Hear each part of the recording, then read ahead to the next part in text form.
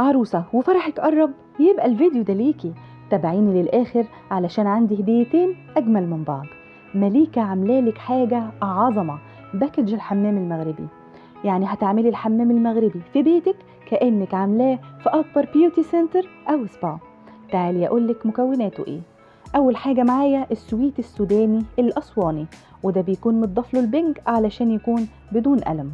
تاني حاجة الصابون المغربي، وده فوائده عظيمة في تنظيف البشرة. تالت حاجة الدلكة السوداني، يعني لا بقع ولا جلد ميت. رابع حاجة الطمي المغربي. خامس حاجة التبريمة المغربي. سادس حاجة معايا الصقلة المغربي. والثلاث حاجات دول بيعملوا لك أجمل سكراب هايل لبشرتك. سابع حاجة بقى والأخيرة صابونة النيلة الزرقاء، ودي مش محتاجة أتكلم عن فوائدها للبشرة، هتجربي بنفسك وهتشوفي. تخيلي بقى تستخدمي السبع منتجات دول وتعملي أحلى حمام مغربي في بيتك وعلى قد فلوسك. جربي وهتدعيلي. استني رايحة فين؟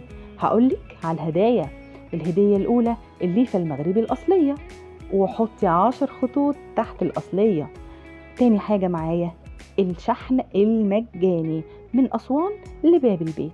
مستنية ايه؟ اطلبي دلوقتي باكج الحمام المغربي من مليكة ومش هتندمي، وخليكي أحلى كيكة مع براند مليكة.